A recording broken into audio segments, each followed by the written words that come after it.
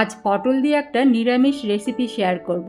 এটা আমাদের পরিচিত ঘরোয়া মশলাতেই তৈরি হবে, তবে একটু অন্যরকমভাবে আমি মশলাটা তৈরি করছি, যাতে এর স্বাদ কিন্তু দুর্দান্ত হবে।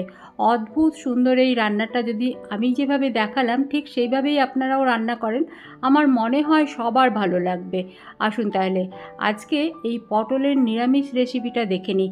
তার আগে বলে দিই, এই নিরামিষ রেসিপি কিন্তু ভাত, রুটি, পোলাও, ফ্রাইড রাইস সব কিছুর সাথেই সার্ভ করতে পারেন। আসুন তাহলে রান্নাটা শুরু করি। তার আগে শম্পার রান্নাঘরের আরও একটা নতুন পর্বে সবাইকে স্বাগত আর অনেক ভালোবাসা জানালাম। নিয়েছি এখানে 350 গ্রাম পটল, পরিষ্কার করে ধুয়ে খোসা ছাড়িয়ে মাথা দুটো কেটে নিয়েছি। নিয়ে এরকম করে চিড়ে দিচ্ছি। একটু খেয়াল করুন, আমি কিন্তু বেশ ডিপ করে চিড়ে দিচ্ছি। যতগুলো কাটমার্ক দিতে পারবেন ততই ভালো, তাহলে পটলের ভেতরে নুন মশলা বেশ ভালোভাবে ঢুকবে, পটলটাও খেতে ভীষণ ভালো লাগবে। ঠিক এইভাবে দেখুন, আমি কিন্তু অনেকগুলো এরকম করে চিড়ে দিয়েছি। দেখুন, এবারে একটা অন্য বাটিতে রাখছি, নাহলে বোঝা যাবে না কোনটা চেরা হয়েছে আর কোনটা চেরা হয়নি। এবারে সবগুলো দেখুন আমি এইভাবে চিড়ে নিয়ে তারপরে ফিরে আসছি। খুব সহজ একটা রান্না, শুধু মশলাটা ঠিকভাবে আপনারা বানাবেন তাহলে কিন্তু ভীষণ ভালো লাগবে। দেখুন সবগুলো পটল আমি এইভাবে চিড়ে নিয়েছি। এবারে পটলের মধ্যে হাফ টিস্পুন নুন আর হাফ টিস্পুন হলুদের গুঁড়ো মাখিয়ে নিচ্ছি। বেশ ভালোভাবে পটলের গায়ে নুন আর হলুদটা মাখিয়ে নিয়ে একে রেখে দিতে হবে 15 থেকে 20 মিনিটের জন্য। আমি যেভাবে বলছি একদম সেইভাবে বানাবেন, ভালো লাগবে খেতে, আশা করি সবার। এটা সাইডে সরিয়ে রাখলাম। মশলাটা রেডি করে নিচ্ছি। এর মধ্যে নিচ্ছি দেখুন 1 চা চামচ সর্ষে, সাদা বা কালো যে কোনো একটা নিতে পারেন। আমার মেশানো ছিল তাই নিলাম। 1 চা চামচ গোটা সর্ষে নিয়েছি। আর এর মধ্যেই দিচ্ছি আমি অল্প একটু নুন, হাফ টিস্পুন নুন দিলাম। পটলের গায়েও নুন মেশানো হয়েছে, সেটা একটু খেয়াল রাখবেন। দিয়ে দিলাম স্বাদ মতো চিনি, পরে লাগলে দেওয়া যাবে, আপাতত হাফ টিস্পুন করে দিলাম।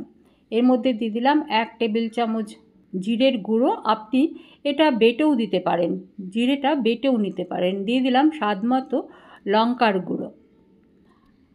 আর এর মধ্যে দিচ্ছি 2 টেবিল চামচ ভরে ভরে কোড়ানো নারকেল। আমার কাছে শুকনো নারকেল ছিল, সেটাই দিচ্ছি। আপনার কাছে ফ্রেশ থাকলে সেটা দেবেন। এবারে নারকেলের গুঁড়োটা একটু বেশি পরিমাণেই দিচ্ছি, খেতে কিন্তু ভীষণ ভালো হবে এই তরকারিটা। এবারে ভিজিয়ে রাখলাম, যেহেতু সর্ষেটা ভিজলে একটু বাটতে সুবিধে হবে, আর নারকেলের যে শুকনো আমি গুঁড়োটা দিলাম সেটাও একটু ভিজে গেলে এটা বেশ মিহি করে বাটা যাবে। এর মধ্যেই হাফ টিস্পুন হলুদের গুঁড়োও দিয়ে দিলাম। নিয়ে কিছুক্ষণ ভিজে গেলে তারপর আমি এটা মিহি করে শিলে বেটে নেব। আপনি চাইলে এর মধ্যে আরেকটু নারকেল কোড়া দিতে পারেন।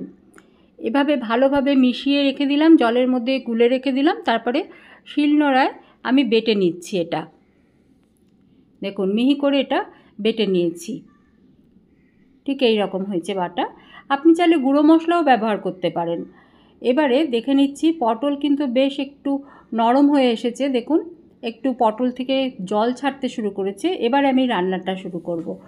কড়াই বেশ ভালোভাবে তাতিয়ে নিয়েছি, তারপরে এর মধ্যে সর্ষের তেল যোগ করছি। এই তেলের মধ্যে পটলটা ভেজে নিতে হবে।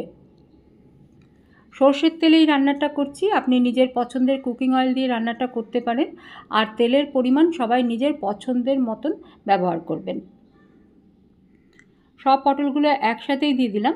নিয়ে ঘুরিয়ে ফিরিয়ে বেশ 4-5টাই গোল্ডেন হয়ে গেলে তারপরে এগুলো তুলে নেব। একটু খেয়াল করবেন, পটলটা কিন্তু একটু ভালোভাবেই ভাজবেন। দেখুন ঠিক এই রকম হয়েছে। 4-5টা হয়নি, একটু ঘুরিয়ে ফিরিয়ে একটু সময় ধরে, কখনো লো আছে কখনো মিডিয়াম আছে, এটা ভেজে তুলে নিতে হবে, যাতে পটল ভাজা হওয়ার সাথে সাথে একটু নরমও হয়ে যায়। সেইভাবেই ভাজবেন। মোটামুটি 60% পটল সেদ্ধ হয়ে যাবে সেরকম করে ভেজে নিয়েছি। এবারে এই পটলগুলো তুলে নিচ্ছি। তুলে একটা বাটিতে সাইডে রাখবো, তারপরে আমি বাকি রান্নাটা করব। বেশ একটু কচি পটল দেখে কিনবেন, তাহলে রান্নাটা খেতে ভীষণ ভালো লাগবে। যেটুকু তেল রয়েছে তার মধ্যে আমি আরেকটু তেল যোগ করছি, কারণ মশলা অনেকটাই হয়েছে, সেটা ভালোভাবে কষিয়ে নিতে হবে।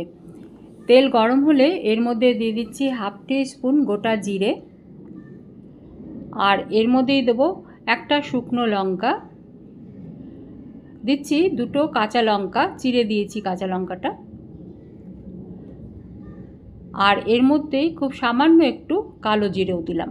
ফোড়নটা বেশ ভালোভাবে ভেজে নিতে হবে। জিরে, শুকনো লঙ্কা, কাঁচা লঙ্কা সব ভালোভাবে ভাজা হয়ে গেলে তারপরে এর মধ্যে আমি বেটে রাখা মশলাটা দিয়ে দেব। আপনি যদি বাটতে না চান, মানে বাটার কোনো অপশান না থাকে আপনার কাছে, তাহলে আপনি গুঁড়ো সর্ষেও ব্যবহার করতে পারেন, আর বাকি মশলাগুলো গুঁড়োও ব্যবহার করতে পারেন। দেখুন ফোড়নটা বেশ ভালোভাবে ভাজা হয়ে গেলে এর মধ্যে বেটে রাখা মশলা দিয়ে দিলাম, আর মশলার বাটি ধুয়ে অল্প একটু জলও দিয়ে দিলাম। তেল ছেড়ে আসা পর্যন্ত কষিয়ে নেব। তবে একটা কথা এখানে মনে রাখতেই হবে, মশলা কিন্তু বেশিক্ষণ ভাজা চলবে না। একবার তেল ছাড়তে শুরু করলেই বুঝতে হবে মশলা কষানো হয়ে গেছে। দেখুন ঠিক এই রকম হয়েছে। আমি কিন্তু এক্ষুনি এর মধ্যে প্রয়োজন মতো গরম জল দিয়ে দিলাম। জলটা ফুটে ওঠা পর্যন্ত অপেক্ষা করব, তারপরে এর মধ্যে ভাজা পটলগুলো দিয়ে দিতে হবে। জল ফুটে গেছে, এবারে ভাজা পটলগুলো দিয়ে আঁচটা মিডিয়ামে করে 6 থেকে 7 মিনিট রান্না করব, তাতে পটল বেশ ভালোভাবে নরম হয়ে যাবে। ফিরে আসছি 6 থেকে 7 মিনিট পরে। দেখে নিন পটল যদি সেদ্ধ হয়ে গিয়ে থাকে তাহলে আর ঢাকা দেওয়ার দরকার নেই।